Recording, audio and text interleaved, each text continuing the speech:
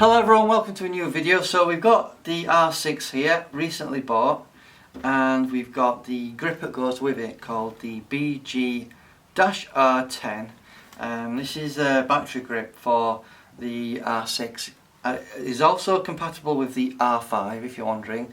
It retails for a lot of money this. It's actually around £420. Fortunately, I got a deal from a retailer where they included the high capacity battery with it for free. So that sort of knocked this down to about £320. It's still an expensive battery grip, nevertheless, because all my other cameras that I've had, the battery grips was around the £250 mark. So as battery grips go, it's a very expensive one. So it will fit the EOS R6. So I just want to basically unbox it, show you how you put it on, and that's all this video is really about, really. So without further ado, let's get to it. Okay, ladies and gentlemen, we've got the unboxing. So here's the battery grip. Let's just unbox it and let's have a look what's in the box. As you can see, I just want to see what's in the box. So obviously you'll come with some manuals telling you how to install it. It's basically pretty much going to be very similar to the EOS R installation, but I'll just run through it with you. So basically you get a bit of cardboard in there, you get the battery grip. One thing I will say is, unlike the battery grip that I got for the EOS R, which included a USB charging power brick, this doesn't come with that, so just be mindful of that. You may need to buy that separately. So let's just have a look at it.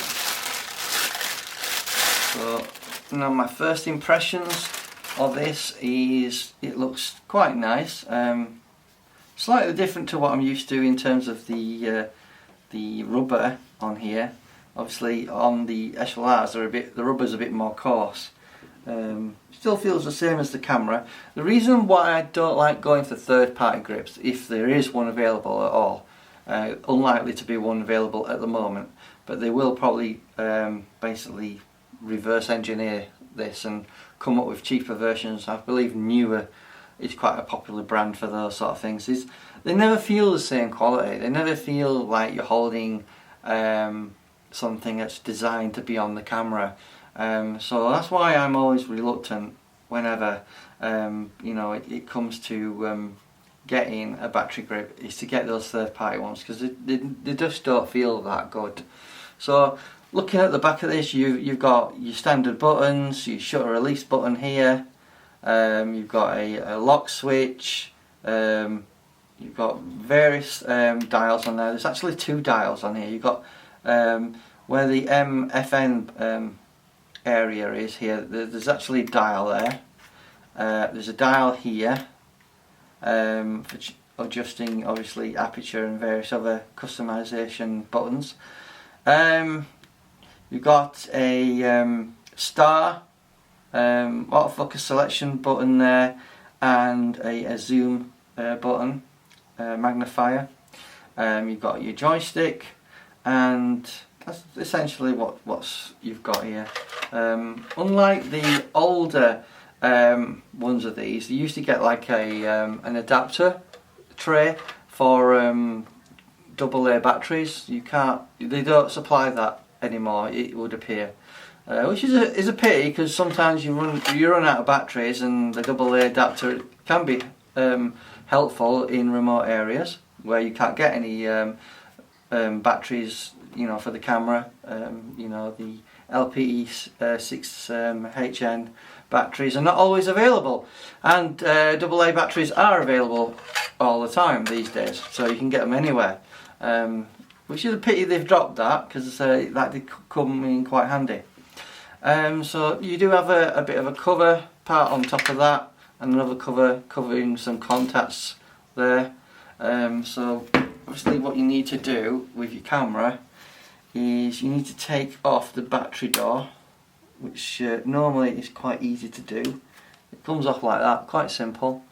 And then what you can do is store that door in the actual grip itself, which is a good idea, because then if you lose you don't want to lose that, because if you ever want to sell this camera, you're going to want this. Now, as I had an issue with my EOS R that we're actually filming on now, there was a bit of rubber on there stopping me hooking this up, covering one of the attachments, you know.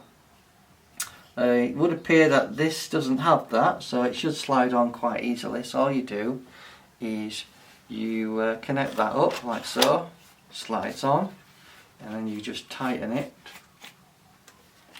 That should tighten it, I believe. It's the other way around. Goes on there nice and tight. So that's on there tight. Just make sure it's really tight. Use your thumb, give it a bit of pressure. So it's on there, on tight, and that's how it looks now. So obviously it looks a bit like a 1DX at the moment with the battery grip on there. And I think it's really useful to get a battery grip. One thing I have noticed with the battery grip on, it's not completely flush. It's like a little bump that goes round the grip. So they could have designed it a bit better, I think. Incidentally, if any of you guys are interested, there is another battery grip you can buy that has an Ethernet port on the side of it.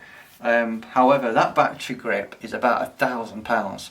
Very expensive. It's over double the cost of this battery grip. So I just wanted to briefly show you how you attach the battery grip to your camera, how it looks, and it allows you to go vertical as well, obviously, and that's the reason why you get a battery grip. It makes it easy to do vertical shots. So the camera itself has 2 slots for your SD cards, which is great, and in hand, the only thing I found disappointing about the R6 is it doesn't have a top LCD screen, so you can see your settings. It's just got this dial button, which if you've had a digital SLR in the past, you'll be familiar with it. Feels solid in hand, don't feel plasticky. You know, all the dials feel solid, and it ought to be for the amount of money you spend on this thing. So I have noticed that Canon has increased pricing on the R6 by £100 in the past week. It was priced at £2,499. Now it's priced at £2,599, which is a bit naughty on Canon. I don't like it when Canon do that, you know, they increase price. And they're doing that for a lot of their products. If any of you guys are familiar with the lens that I've got here, the Canon 100 to 400 Mark II L lens. This is an EF lens, obviously, not an RF lens.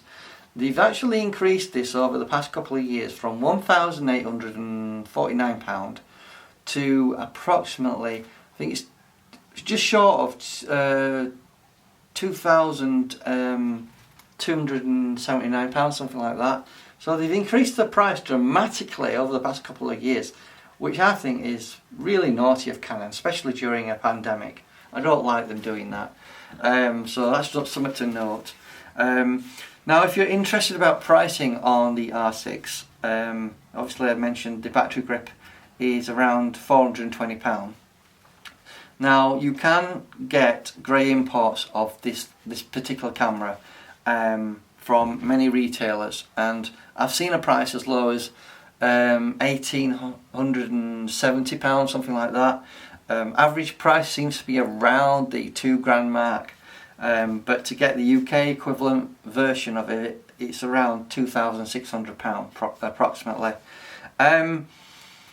Obviously, it's a lot of money to spend on a camera, but obviously you got to think about how you're getting the value out of this camera, and is it going to do what you want it to do.